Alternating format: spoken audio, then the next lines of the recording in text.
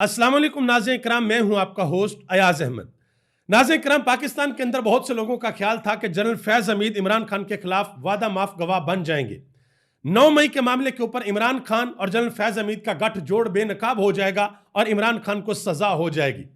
अब इस हवाले से एक अहम तरीन खबर आई है कि क्या जनरल फैज़ हमीद वादा माफ गवाह बनेंगे या नहीं बनेंगे, क्या इमरान खान को सजा होगी या नहीं होगी। क्योंकि पाकिस्तान के अंदर कुछ लोगों ने बड़े दावे किए थे कि इमरान खान इस मामले में नहीं बच सकेंगे। दूसरी जानब इमरान खान ने जो नया बंदा लगाया है जुनैद अकबर, उसने अहम तरीन और बड़ा ऐलान कर दिया है। उसने कहा कि अब की बार जब हम एहतजाज के लिए बाहर निकलेंगे तो हमें पता होगा कि आगे से हमारे साथ क्या हो सकता है। पहले हमें यह नहीं पता था कि आगे से गोली चल सकती है, अब हम पूरी तैयारी के साथ आएंगे। एंकर इमरान रियाज, उन्होंने अपनी पूरी की पूरी स्टोरी बता दी है। उन्होंने बताया कि किस तरीके से वो पाकिस्तान से बाहर निकले हैं और किसने उनको पाकिस्तान से बाहर निकलने के लिए कायल किया। और भी बड़ी अहम खबरें हैं, लेकिन मैं आपसे गुजारिश करूंगा कि वीडियो को लाइक कर दें, चैनल को सब्सक्राइब कर लें और मेरे उन तमाम दोस्तों का बेहद शुक्रिया जिन्होंने हमारे यूट्यूब चैनल को सब्सक्राइब किया। एक और खबर जो कि बड़ी इंपॉर्टेंट है वो सबसे पहले आपके सामने रख दूं। आपको याद होगा कि पाकिस्तान के अखबारों में बड़ी बड़ी हेडलाइंस लगी थी कि जो महंगाई है वो 7 साल की कम तरीन सतह के ऊपर आ गई है। लेकिन कल रात को पाकिस्तान की हुकूमत ने एक मरतबा फिर जो पेट्रोलियम मसनूआत हैं उनकी कीमतें बढ़ा दी हैं। डीजल की कीमत में 7 रुपये फी लीटर इजाफा कर दिया गया है और पेट्रोल की कीमत में 1 रुपया फी लीटर इजाफा कर दिया गया है। और पेट्रोल की जो नई कीमत है वो 257 रुपये है और डीजल की नई कीमत 267 रुपये यानी कि 267 रुपीज़ है। तो यह आप अंदाजा लगा लें, इमरान खान के दौरे हुकूमत में 150 रुपये का पेट्रोल हो गया था मैक्सिमम, और बाहर निकलकर एहतजाज होते थे। पाकिस्तान के साफी कहते थे ओहो ये बहुत महंगा पेट्रोल है, लेकिन आज उन साफियों को ये जो पेट्रोल है ये बहुत सस्ता लगता है। यह आप अंदाजा लगा लें कि पाकिस्तान की सहाफत जो है वो किस कदर मयारी है। आगे आ जाए जी, जुनैद अकबर खान ने एक अहम तरीन बयान दिया है। उन्होंने कहा कि शहबाज शरीफ की मिसाल एक कौवे की तरह है, खुद गंद खाता है और चोंच हिलाता है। एक तरफ मुज़ाकरात की बात करता है तो दूसरी तरफ 24 नवंबर के बेगुनाह कारकुनान को इतने दिन जेल के अंदर रखने के बावजूद नए मुकदमात बनाकर उनका जिस्मानी रिमांड दे दिया है। मजीद उन्होंने कहा कि पहली मरतबा जब हम आए थे तो हमारी तैयारी मुकम्मल नहीं थी, इसलिए मुकम्मल नहीं थी, हमें यह अंदाजा नहीं था कि आगे से गोली चल सकती है, लेकिन अब जब हम आएंगे तो पूरी तैयारी के साथ आएंगे। और दूसरी तरफ से हुकूमत भी यह कह रही है कि अगर पाकिस्तान तहरीक इंसाफ का वही इरादा हुआ जो इनका इरादा 24 नवंबर को था तो हम दोबारा इनके साथ सख्ती करेंगे। मैं बार बार अपने व्लॉग के अंदर एक चीज आपको बताता हूं कि अब हालात पहले वाले नहीं होंगे, क्योंकि अब जो अमेरिका की हुकूमत है वो तब्दील हो चुकी है और इस वक्त यूरोपीय यूनियन का एक वफद भी पाकिस्तान के अंदर मौजूद है। उन्होंने पाकिस्तान की अहम तरीन शख्सियात के साथ मुलाकात भी की है और ये इतलात भी आ रही हैं कि स्पेशली जो खास तौर पर उनकी तरफ से जोर दिया जा रहा है वो दिया जा रहा है इंसानी हकूक के हवाले से, कि अगर इंसानी हकूक के हवाले से यूरोपीय यूनियन के तहफ़्फ़ुज़ात को दूर ना किया गया तो पाकिस्तान का जीएसपी प्लस स्टेटस जो है वो खतरे में पड़ सकता है, वहां से पाकिस्तान को बहुत बड़ा नुकसान हो सकता है। आगे आ जाए जी, एंकर इमरान रियाज खान ने एक इंटरव्यू में यह बता दिया है कि वो किस तरीके से निकले, कितनी बार उन्होंने कोशिश की पाकिस्तान से निकलने की और कौन सी शख्सियत है जिसने उनको कायल किया और उनकी मदद की पाकिस्तान से निकलने के लिए। उन्होंने कहा कि 3 मरतबा मैंने कोशिश की मैं पाकिस्तान से निकलूं। पहली कोशिश मेरी नाकाम हो गई, दूसरी कोशिश के अंदर मैं जख्मी हो गया, 7-8 घंटे हम पहाड़ों के ऊपर चले लेकिन मैं जख्मी हो गया, और तीसरी कोशिश में मैं फिर पाकिस्तान से निकलने में कामयाब हुआ। कासम खान सूरी का उन्होंने नाम लिया। उन्होंने कहा कि कासम खान सूरी का मैं एहसानमंद हूं, उन्होंने मुझे हिजरत करने पर कायल किया। कासम सूरी ने मुझे शहीद अरशद शरीफ की मिसाल दी कि उनकी आवाज़ अगर आज होती तो आज हालात ऐसे ना होते जैसे हैं। तो उन्होंने कासम खान सूरी ने एंकर इमरान रियाज खान को कहा तो क्या आप ये चाहते हैं कि आपकी आवाज़ भी बंद हो जाए? तो फिर मैंने हिजरत का मंसूबा बनाया। उन्होंने कहा कि मेरा ये सफ़र है और ये सफ़र उस दिन इख्तिताम पजीर होगा जिस दिन मैं अपने वतन अपने मुल्क पाकिस्तान वापस आऊँगा। ये बात उन्होंने की है। एक और बड़ी अहम खबर जनरल फैज़ हमीद के हवाले से फैसल वाडा ने बात की। उन्होंने कहा जी जनरल फैज़ हमीद कोई वादा माफ गवाह नहीं बन रहे। उन्होंने कहा कि उनको सजा होगी। उन्होंने कहा कि मैं बैरून मुल्क जा रहा हूं और वहां से अच्छी खबरें लाऊंगा। जिस वक्त जनरल फैज़ हमीद को चार्जशीट किया गया था, इनको गिरफ्तार किया गया था, पाकिस्तान के मीडिया के ऊपर बहुत बड़ी बड़ी हेडलाइंस लगी थी। बड़े बड़े हमारे तज्जियाकार हैं, बड़े बड़े सहाफ़ी हैं, उन्होंने कहा कि लो भाई अब इमरान खान नहीं बचता, अब तो 9 मई के मामलात के ऊपर जनरल रिटायर्ड फैज़ हमीद इमरान खान के खिलाफ वादा माफ गवाह बन जाएंगे। यह साबित हो जाएगा कि इमरान खान जनरल फैज़ हमीद का गठजोड़ था, इन्होंने 9 मई करवाया था, लिहाजा अब इमरान खान नहीं बचता।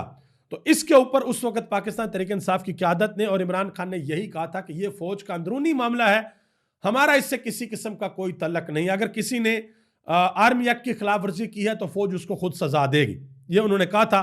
तो फैसल वाडा ने आज ये कहा कि भाई वो वादा माफ गवाह नहीं बन रहे और उनको सजा होगी। देखते हैं कि आने वाले दिनों में क्या होता है। सलमान अकरम राजा ने एक बात की है, उन्होंने कहा कि लगता यह है कि हमारा निज़ाम अपना ज़हनी तवाज़ुन खो बैठा है, इन्हें इतना खौफ है कि किसी हाई कोर्ट में कोई ऐसा जज ना लग जाए जो इनकी मर्जी के मुताबिक केस फिक्स ना करे। इस्लामाबाद हाई कोर्ट के अंदर अब नया चीफ जस्टिस बनना है और उस हवाले से मामलात बड़े गर्म है। हुकूमत किसी भी सूरत नहीं चाहती कि जो मौजूदा जजेस हैं, 7 जजेस हैं इस्लामाबाद हाई कोर्ट में, उनमें से कोई एक भी चीफ जस्टिस बने। जो आइन और कानून है उसके मुताबिक जो 3 सीनियर मोस्ट जजेस हैं इस्लामाबाद हाई कोर्ट के, उनमें से किसी एक को चीफ जस्टिस बनना चाहिए।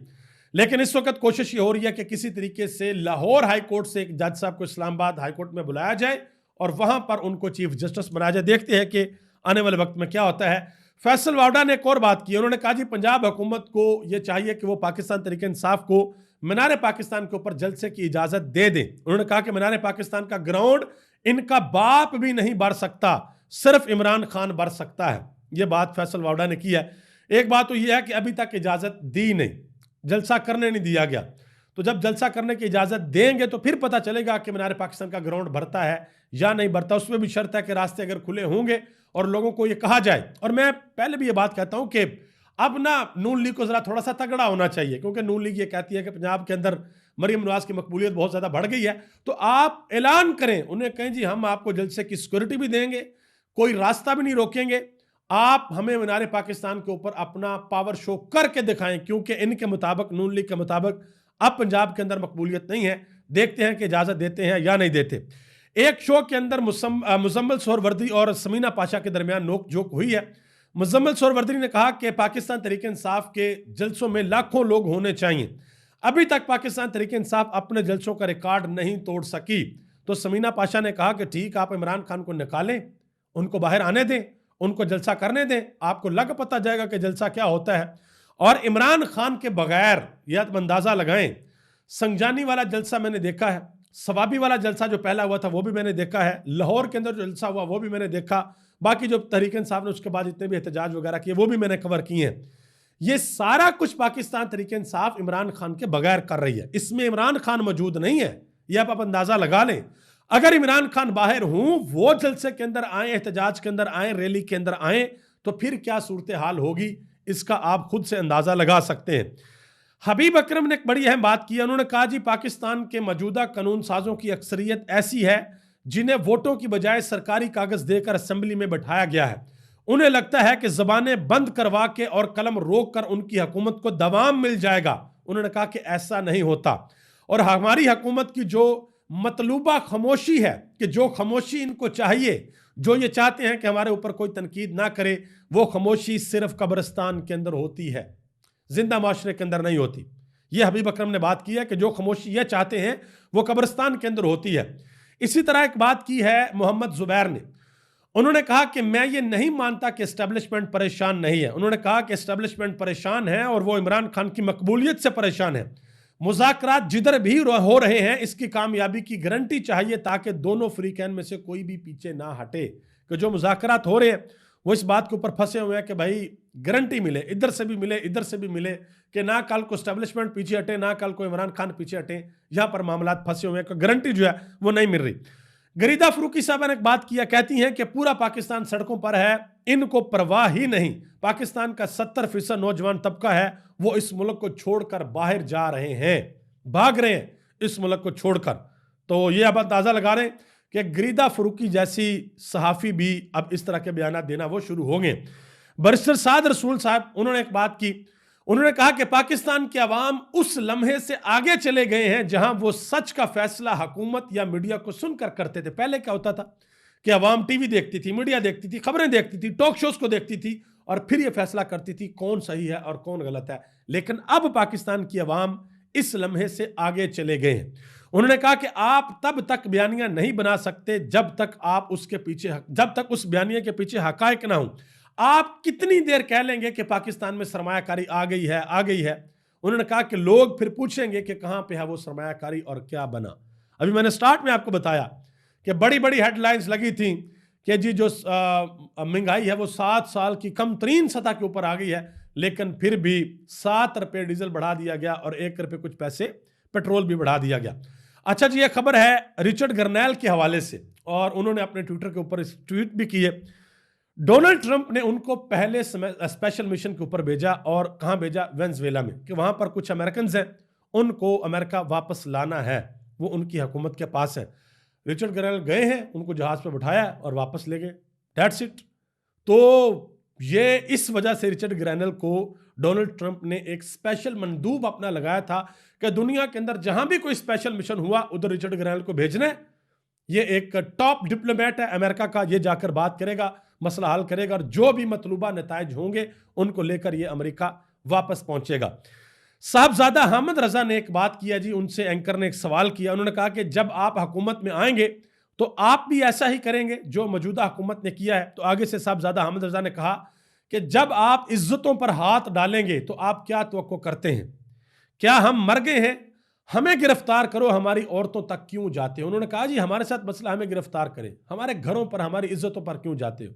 हमारे घरों की चादर चारदीवारी का तकद्दस क्यों पामाल करते हो? और सही देखें, कल को अगर पीटीआई की हुकूमत आती है और इस तरीके से पीटीआई इनके साथ करती है तो मैं तो तब भी कंडेम करूंगा कि चादर चारदीवारी का तकद्दस पामाल नहीं होना चाहिए। लेकिन कल को क्या नून लीग और पीपल्स पार्टी के पास ये इखलाकी जवाज होगा कि ये कह सकें कि भाई हमारे चादर चारदीवारी का तकद्दस पामाल ना करें? तो ये चीज़ हुकूमत को ज़रूर सोचनी चाहिए। फैसल चौधरी साहब ने जवाब दिया है कि बड़ा अहम, जो वज़ीर आज़म शहबाज शरीफ ने कहा था कि आए दोबारा मुज़ाकरात के लिए बैठें, हम एक हाउस कमेटी बनाने को तैयार हैं। तो उन्होंने कहा कि जिस हाउस कमेटी की दावत शहबाज शरीफ ने दी है उस हाउस के अंदर से नामालूम लोग बंदे उठाकर ले गए और हाउस कुछ ना कर सका। उन्होंने कहा कि आप तो अपनी मर्जी से नाश्ता भी नहीं कर सकते, तो आपने क्या कमेटी बनानी है हाउस के अंदर जो हम आपके साथ मुज़ाकरात करें? इदनान आदल ने एक बड़ी अहम बात की है जी। उन्होंने कहा कि पाकिस्तान को माली साल 2027 तक अपने बैरूनी कर्जे उतारने के लिए $100 अरब दरकार होंगे। तजारती खसारा को पूरा करने के लिए दरकार रकम इसके अलावा है। उन्होंने कहा कि यह काम भी मजीद कर्जे लेकर किया जाएगा और हुक्मरान तबके की शाह खर्चियाँ देखें कि यह किस तरीके से शाह खर्चियाँ कर रहे हैं। उन्होंने कहा कि जो मईशत है क्या वो इस तरीके से तरक्की कर रही है जो ये कहा जा रही है हमारी मईशत बहुत ज़्यादा तरक्की कर रही है। बहरहाल आने वाले दिनों में अब पता चलेगा कि मामला किस तरफ जाते हैं। इस वक्त जो सबसे अहम तरीन और बड़ा मामला है वो इस्लामाबाद हाई कोर्ट का है कि इस्लामाबाद हाई कोर्ट में चीफ जस्टिस कौन लगता है। और उसके बाद जो बड़ा मामला है वो ये है कि पाकिस्तान तहरीक इंसाफ अपने मामला आगे कैसे बढ़ाती है। 8 फरवरी को किस लाहे अमल का ऐलान किया जाएगा और सवाबी के अंदर जो जलसा होने के लिए जा रहा है उस जलसे के ऊपर, स्टेज के ऊपर कौन कौन होगा? क्या जुनेद अकबर उस स्टेज के ऊपर हार्ड लाइनर्स को बैठाएंगे, वहां पर वो बात करेंगे या नहीं करेंगे? और अली अमीन गंडापुर जुनेद अकबर के साथ कितना तावन करते हैं ये भी आने वाले दिनों में पता चलेगा। और एक चीज हो सकती है, ऐन मुमकिन है कि इमरान खान अगर आने वाले वक्त में एहतजाज की कॉल दें या लॉन्ग मार्च की कॉल दें तो हो सकता है कि वो अली अमीन गंडापुर को कहें कि भाई आप KPK के अंदर ही रहें, आप हुकूमती मामलात को देखें, आपने मार्च के साथ नहीं जाना। ऐसा मुमकिन है, ऐसा हो सकता है अगर अली अमीन गंडापुर ने उस तरीके से काम ना किया जिस तरीके से इमरान खान चाहते हैं। आप सबका बहुत बहुत शुक्रिया। इस दुआ के साथ मुझे इजाज़त दे कि अल्लाह ताला मुझे, आपको, हम सबको अपने हिफ्ज़ ईमान में रखे और पाकिस्तान के अंदर और पूरी दुनिया के अंदर जो करोड़ों पाकिस्तानी बसते हैं अल्लाह सब पर अपना ख़ास फजल और करम फरमाए। और वो लोग जो पाकिस्तान के ख़िलाफ़ काम करते हैं, साजिशें करते हैं इस वतन अजीज़ के ख़िलाफ़, अल्लाह उनको अपनी जनाब से हदायत अता फरमाए। अगर उनकी किस्मत में हदायत नहीं लिखी तो फिर अल्लाह उनको इबरत का निशान बनाए। आप सबका बहुत बहुत शुक्रिया। पाकिस्तान जिंदाबाद, पाकिस्तान के करोड़ों अवाम पाइंदाबाद।